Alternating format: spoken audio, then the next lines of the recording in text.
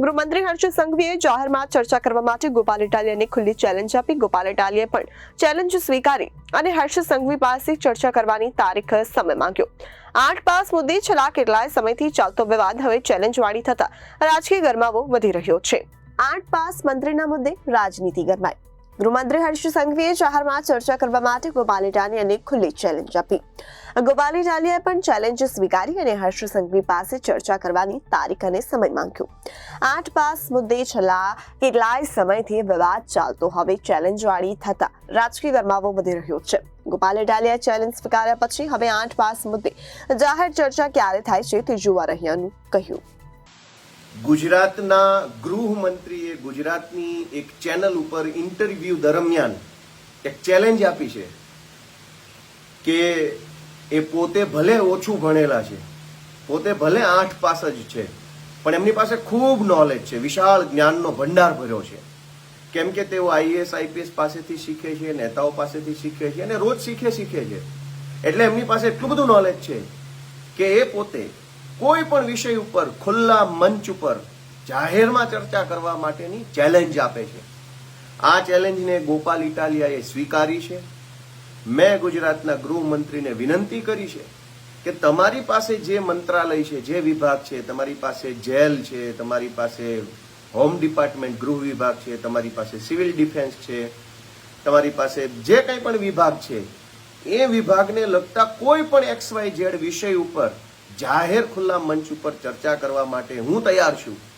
ગુજરાત પણ તૈયાર છે. લોકોને જાણવું છે, લોકોને સમજવું છે, લોકોને પણ જેમ વેસ્ટર્ન કન્ટ્રીઝની અંદર નેતાઓ વચ્ચે ડિબેટ થાય છે, જનતા પોતે વિચારી શકે એવી રીતે એક જાહેર પ્લેટફોર્મ ઉપર ચર્ચા થાય છે, એવું ગુજરાતમાં પણ થાય એમ જનતા ઈચ્છે છે. માટે મારી ગુજરાતના ગૃહમંત્રીશ્રીને વિનંતી છે કે ચેનલ પણ તમે નક્કી કરો, એન્કર પણ તમે નક્કી કરો, મુદ્દો પણ તમે નક્કી કરો, સમય પણ તમે નક્કી કરો, તારીખ પણ તમે નક્કી કરો, જગ્યા પણ તમે નક્કી કરો, ઓડિયન્સ પણ તમે નક્કી કરો.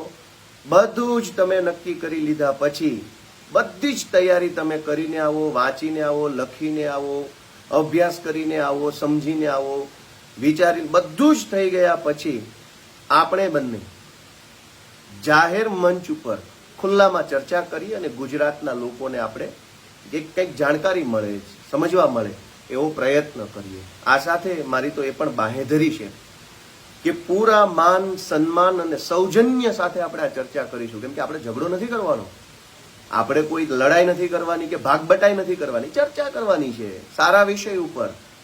તો ગૃહમંત્રી નક્કી કરે તે વિષય ઉપર, ગૃહમંત્રી નક્કી કરે તે ચેનલમાં, ગૃહમંત્રી નક્કી કરે તે એન્કરની હાજરીમાં ગુજરાતના વિષય ઉપર ગુજરાતના યુવાનો, મહિલાઓ, બાળકો, કાયદો, વ્યવસ્થા, જેલ, પોલીસ, દારૂબંધી, જે કાંઈ વિષય ગૃહમંત્રીને યોગ્ય લાગે તેના ઉપર આપણે ચર્ચા કરવી છે. હું ગૃહમંત્રીના જવાબની રાહ જોઈશ. કેમ કે કોઈ પણ ગૃહમંત્રી કક્ષાનો માણસ એક વખત જ્યારે ઇન્ટરવ્યુમાં જાહેર મોટી ચેનલના માધ્યમથી 2 શબ્દો બોલે છે તો એ શબ્દોની પણ કોઈ કિંમત હોય છે, એ સાબિત કરવું બહુ જરૂરી છે.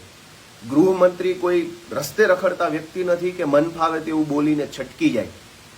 આજે જો ગૃહમંત્રીએ ચેલેન્જ માર્યા પછી, ચેલેન્જ આપ્યા પછી અને મેં ચેલેન્જ સ્વીકાર્યા પછી જો ચર્ચા નહીં કરે તો ગુજરાતની જનતાને એવું લાગશે કે ગૃહમંત્રી બોલ બચ્ચન કરે છે, ગમે તેવી ફાંકા ફોજદારી કરે છે. તો ગૃહમંત્રીના બોલાયેલા શબ્દોની પણ એક કિંમત છે. પ્રાણ જાય પણ વચન ન જાય એ પ્રકારે. અને તમે બધા તો ઠેકેદારો છો, તો તમે તમારા શબ્દોને પાળો છો, તમે તમારી બોલાયેલી વાત ઉપર સ્ટેન્ડ કરો છો, તમે જે વાત જાહેરમાં લલકારીને બોલો છો એ વાતની ઉપર તમે કાયમ રહો છો, એવું ગુજરાતની જનતાને ભરોસો અપાવવા માટે પણ તમારે જાહેર મંચ ઉપર ચર્ચા કરવી જોઈએ. હું રાહ જોઉં છું, આપણે ચર્ચા કરીશું. જય હિન્દ, જય જય ગરવી ગુજરાત. Reporter Arvind Rathod, Janadesh news, Surat.